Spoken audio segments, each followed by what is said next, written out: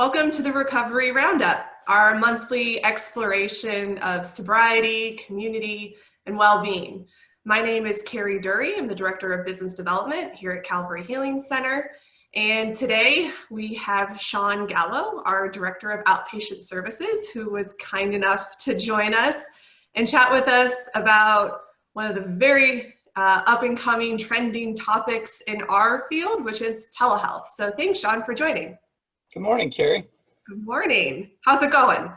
I'm doing well. We're doing great over here right now. Yeah. Good.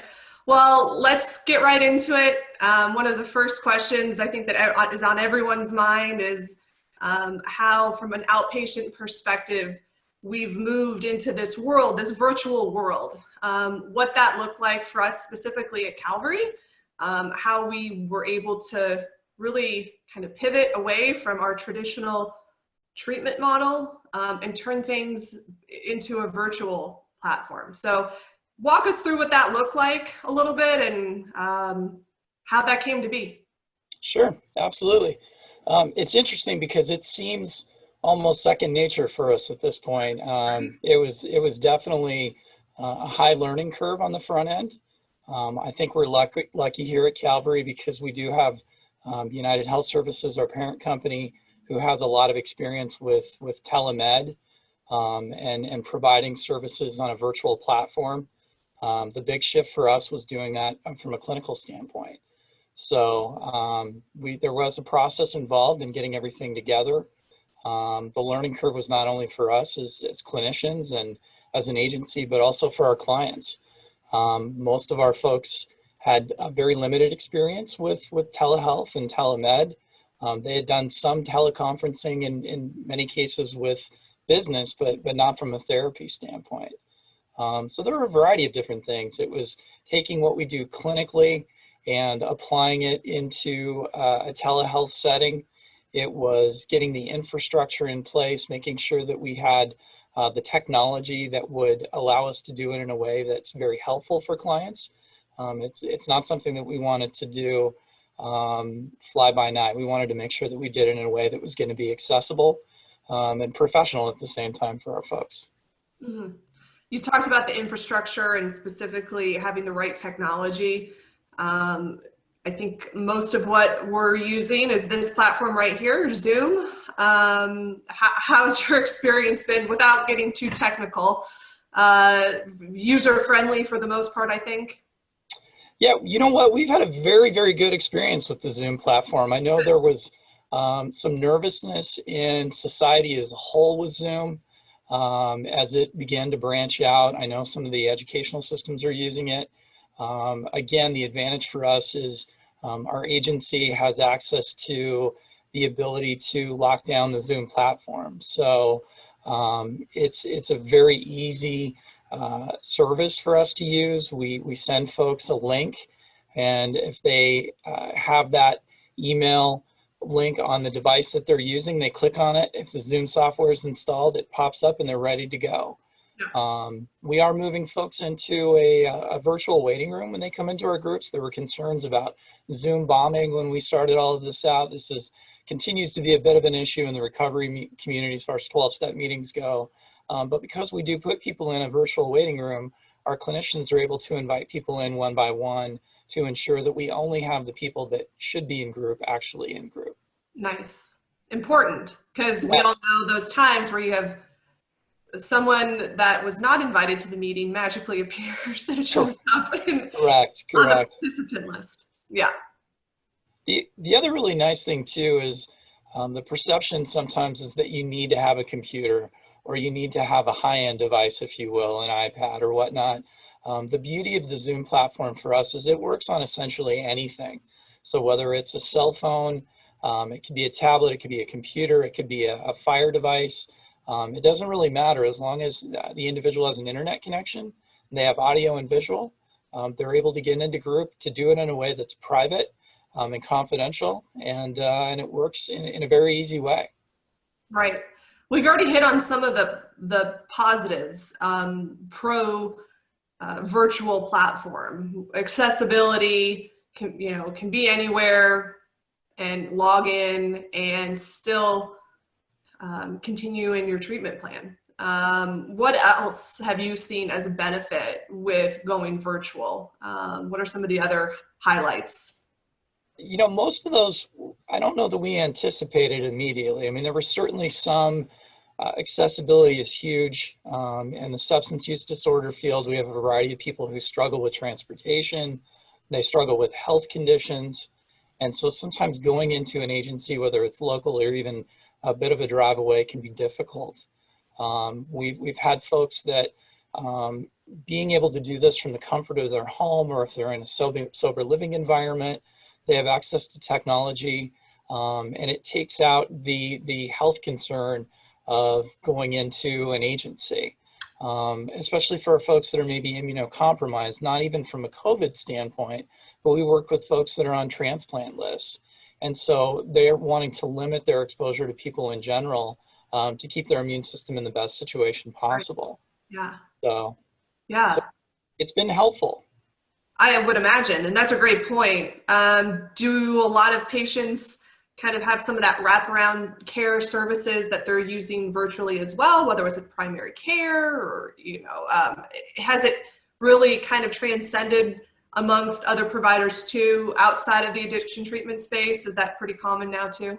Absolutely. Definitely. There's a variety of the primary care physicians. A percentage of the psychiatric providers are psychiatrists that are providing ongoing psychiatric care, medication management, are doing a percentage of their visits virtually. Mm-hmm. A lot of the primary care is taking place, but then also wraparound services from the standpoint of individual therapy as well. Right. We have folks in the building doing IOP 3 days a week, 3 hours a day, and then plugging into an individual therapist and a psychiatrist. Traditionally, we're having to really space out those visits so that we're not creating more stress in the attempt to decrease stress. With the virtual platform, it's giving folks the ability to get those services without spending another, say, hour drive time or wait time in the office. Yeah. So it's streamlining things in many ways. Awesome. With every new technology and really the development of all of this, there's going to be some downside too. It's inevitable. Hopefully it's minimized. Again, in your experience, what are some of the struggles or things that still maybe need some refinement with some of this as we continue to stay in this space, in this virtual space? What are things that could use a little bit of improvement? Probably the most notable is that once education, telemed, telehealth, teleconferencing all moved to a virtual platform, our internet providers were hammered with a massive need for data. And one of the biggest issues that we've seen is for our clients that are in, say, residential areas that have traditional internet connections, it can be very difficult for them to get a smooth signal. And so, as we're doing a group process, maybe not even the educational portion, but the process portion, it's very important that they're present, that the peers in the group are present. And so this is one of those kind of unanticipated consequences of moving everybody to a virtual environment at the same time. Yeah. We're kind of interested to see right now in Arizona, a variety of our schools are moving back in person. Some of the school systems will keep virtual options, but we anticipate there'll be a decrease in the use of some of that bandwidth, if you will. Yeah. So that's it. I didn't even think about that. That's a really interesting point. You have all of these people, Phoenix Metro, logging in same time all day, every day. Things correct. are bound to probably get a little, I don't know, just maybe not a high performance, as high performance as one would think. Correct. The other thing that we've run into that, we plan for, and to an extent it can be difficult, is part of our process is to make sure that our clients are in a private environment. So when they're in group therapy with us, we want it to be as though they were here in the building with us. So we have to have them limit who's around. So they need to be in a room that's private, that's quiet, that's secure, which in many instances wouldn't be an issue. But again, having a variety of people home, we've got spouses who are doing telecommuting for work in the Right. living room while we have a client in the bedroom. And so maintaining everybody's confidentiality, their privacy, and for our clients to feel comfortable to self-disclose themselves. We've got parents, grandparents, loved ones who are providing education for their kids via a telecommunication, option. And so, you have those kids that are home as well who obviously have needs that need to be addressed. Right. So that's been something else that's been difficult for our clients and families to juggle. Yeah, could easily see that. Talk to me about how we're still doing some of our scheduled and random testing, where some of our folks are still going to have to come in, provide, a UA or whatever. There still has to be some kind of home base throughout all of this, as far as what we're doing specifically. I know that's been a little bit of a challenge too for us specifically, because it still requires a little bit of in-person interfacing. It can't be totally just taking that out of the equation. So Correct. Yeah. how's that We, been going? we've had a good experience with it. We do have everybody is screened when they come on to our property.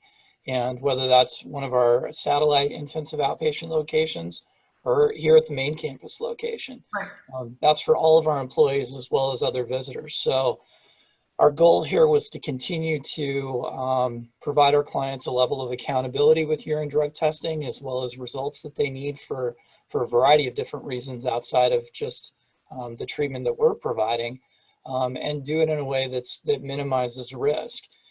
So our clients who do come in for drug testing, we do that randomly once or twice a week, could be more frequently. They are being screened when they come on site. We're asking all the routine questions that the CDC and the WHO recommends. We are doing temperature monitoring as well. And then when they come into the building to be drug tested, we're limiting who's in the building and who's doing that testing. So we have a collector, a therapist, as well as the client, and that's largely the extent of who's present at that time. Our collector, our therapist, and our clients are all expected to wear masks so that we can, limit exposure.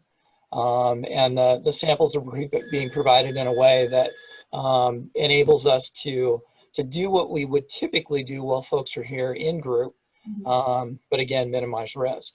Right. We have been able to access to in limited situations the ability to do oral fluid swab testing. So if we do have somebody who's not in the area, we have the ability to have oral swabs sent at a distance and do those virtually. They're monitored, they're tamper resistant. And so we are doing that on a limited basis as well. Okay. What, generally speaking, has the feedback been from our patients? We'll just go off of our experience. We're not going to speak on behalf of the entire industry or, just telehealth in general. But at Calvary, what are people saying? It's been a couple months now. We've been doing this. Is there this desire to get back in person, or are people really gravitating towards, I just feel comfortable in my own home, I'm going to stay here? What's the feedback? Anecdotally, it's about 50-50, Okay. interestingly enough. What's interesting is there was a lot of resistance on the front end. Sure.